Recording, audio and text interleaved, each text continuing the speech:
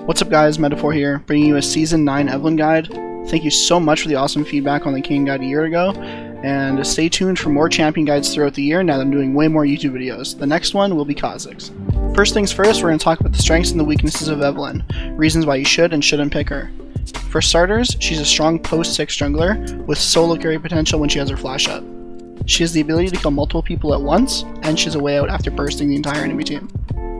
She forces people to buy magic resistance in a bot-centric meta, and she has great teamfight disorientation because she's a stealth character.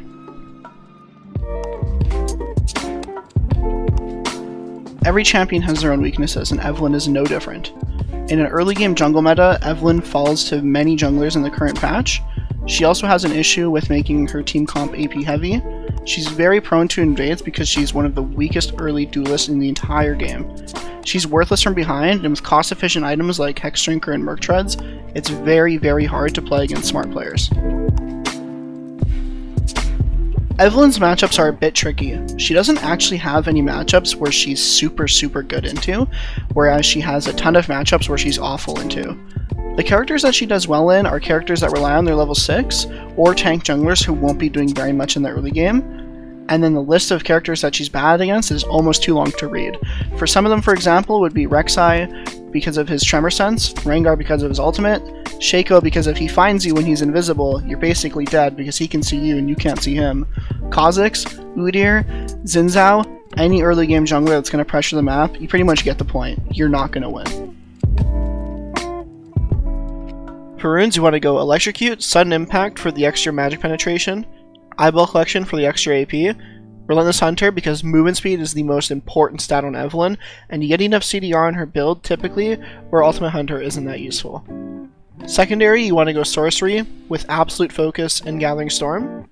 Now some of you might wonder why you don't take inspiration on Evelynn for the futures market, but it's mainly because Evelynn's numbers were gutted super hard and she needs every last bit of AP possible. For the small runes, you take Double Adaptive and the Armor, just for the extra safety in the early game if you end up getting into a fight, which you're trying to avoid.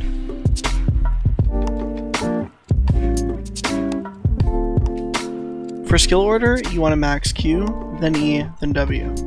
E second gives you enough damage to one-shot people without ult or charm once you have Lich Bane.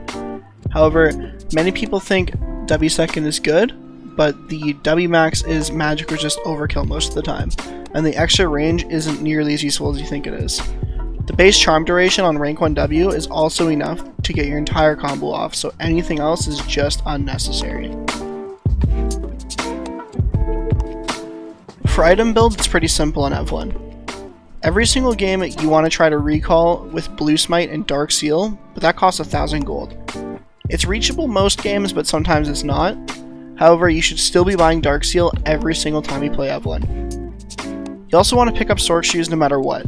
Mobies are not an option due to the fact that Evelynn's damage got gutted. Sometimes I buy my Sword Shoes before I finish my jungle item, if I can't afford my jungle item before my second back, or I'm just snowballing out of control. The extra flat penetration makes it so one-shotting people right when you hit 6 is an extreme reality.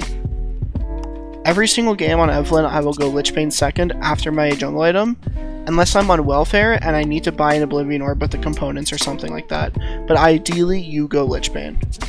The reason why you want to rush Lich Bane is because it procs off your E. It gives you an insane assassination potential without landing the charm, and if you're fed enough, you don't even need ult to kill squishies with this item. After Lich, it's super situational. In higher elo, people itemize properly, so I tend to go Void second.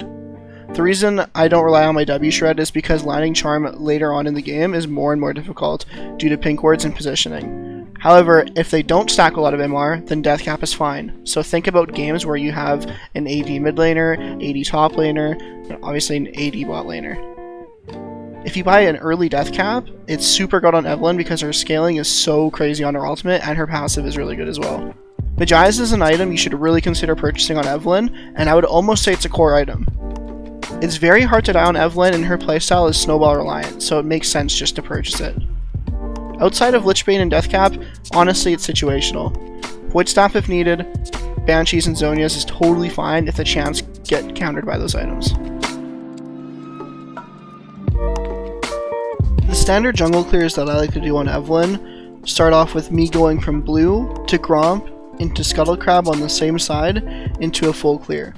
The reason why I like doing this is because if the enemy jungler is doing red to golems to that same crab, I'll actually get there first and they'll end up wasting a lot of time due to the travel distance between Gromp to Scuttle compared to golems to Scuttle.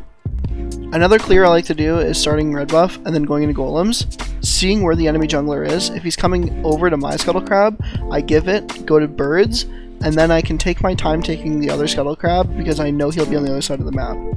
You can clear your entire blue side jungle and then go for the crab, and most of the time it should still be up. And honestly, if they take the Scuttle Crab, it's no big deal. The main important thing is to not die. One of the main things I want to show people when they're clearing the jungle as Evelynn is how to do the bird camp. If you're ever doing red buff into birds, you want to stand here when you're doing the birds, throw your Q at the big one, kite down, and then E through all of them. Instead of taking W second and doing this camp way longer, if you take E, not only do you lose no HP while doing the camp, but you do it way faster. A path you can do into strong early game junglers is starting birds level 1. You don't get a leash for this, and the enemy jungler has no idea where you started. I like to do this into junglers like Rengar and Nidalee, and basically just characters that are going to cheese you early, maybe even Pantheon or Xin Zhao. After you do this, you would take W level 2, do red buff, and then you want to go and do blue and Gromp and kill all the solo camps. You can take E, but I found that taking W is not bad either, because if they show up at either of the crabs at this point in the game, you'll be able to go and take one of them, compared to if you take E second, you won't be able to do a crab.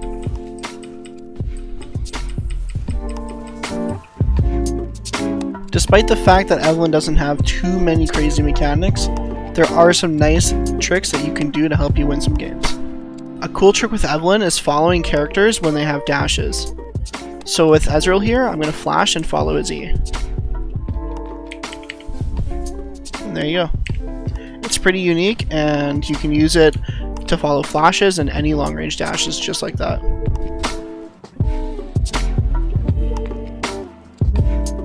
Another cool trick is using your ultimate backwards to gap close. You can see it here on this clip when I'm fighting against Xerath.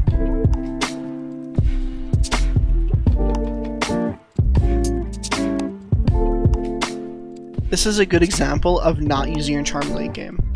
You can see that I charmed the Fiora, but instead of going on Fiora, I use my Q and my E and my ultimate just to kill their ADC and support. You can see with just E and ult, I was able to one-shot 2 people, meaning you don't need to land charm late game, and if you have the right setup, you can do tons of damage without landing your charm. And that wraps up the Evelynn guide, everybody. Thank you so much for watching, and like I said before, there will be a Kha'Zix guide coming up shortly, and after that, many more champions. Let me know what I could have done better in the guide in the comments, and what champs you guys would like to see in the future. Thank you so much for watching.